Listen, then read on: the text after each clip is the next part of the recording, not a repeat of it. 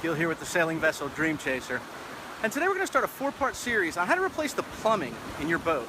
This is going to be everything from planning out the plumbing lines, making sure you get the right supplies, removing the old lines, whether they happen to be poly or even copper as in our case, running all the new plumbing lines and fixtures.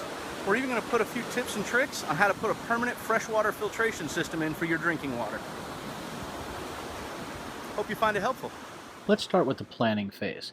The first step of any major project should be to do some planning. While old and traditional has a lot of appeal for boaters like us that enjoy the clipper-style boats, it only holds true for the looks, not the function of the systems. That is and was the case with our plumbing on Dream Chaser. From the Tashing shipyard in Taiwan, the boat was fitted with all copper plumbing for the freshwater system. It was 3/8-inch copper line from the tanks to the pump and to all the fixtures. While that was fine then, and would likely have been fine today had it all been a full copper system, the problem is, sometime over the last 38 years since being built, portions of the lines had been replaced by various hoses and hose clamps, etc. And in some cases, the hoses were just slipped over the copper and then hose clamped. Many of these spots leaked, and it really was in need of a complete replacement from end to end. We wanted our freshwater system to be clean and reliable. I start on any project like this with a lot of visual inspection of what is currently in place. I want to get a good feel for where the lines are routed, how they're routed, obstacles that are in the way, and generally get a good feel of how the system looks today. I then sketch out what I want to put in place when I'm done. So as you can see on the video, that's what's kind of been playing in the background here. This is certainly not to scale, but it shows all the entry points, the major connections, and the places where I may need fittings or taps or tees in the plumbing system.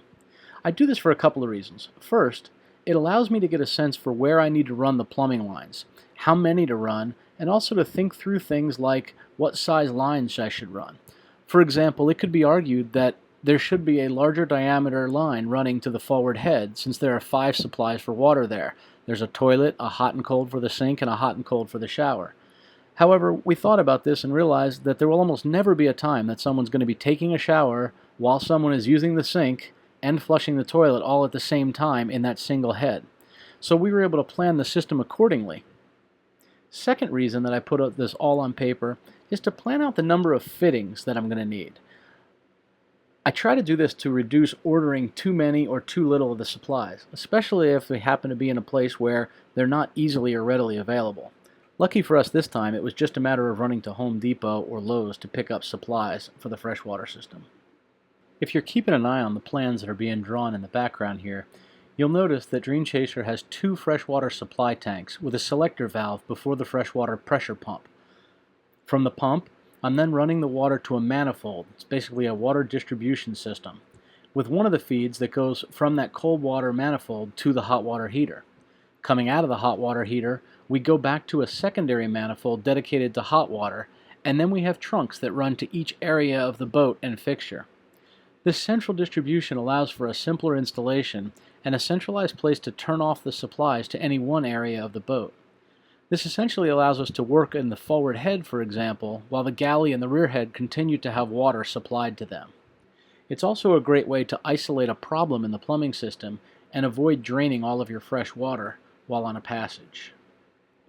As you can see on the right-hand side of the page, I then use these plans to plan out the number of hot and cold taps that would be needed, and that way we can plan the plumbing system accordingly.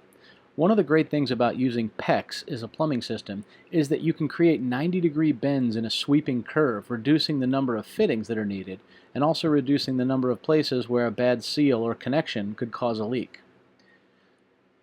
After planning out all of the different endpoints on the right here and labeling them for hot and cold, I then plan the runs from the centralized manifold to each supply output and include an extra one in the galley for a fresh water source at the sink, and then a secondary set for hot and cold taps in the engine room if we need to use them for anything in the future.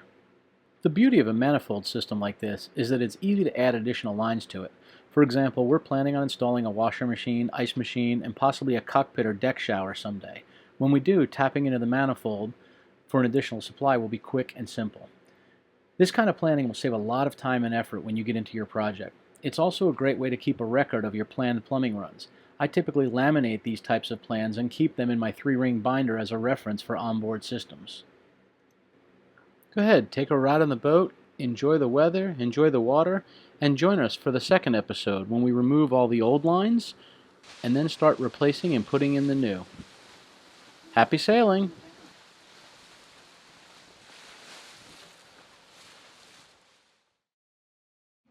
We hope you enjoy these videos. We hope you find them useful, entertaining, or just something to laugh at. And if you do, please do subscribe, share it with your friends on social media, and please click a thumbs up and a like for us. That really helps. Thanks. Have a good one.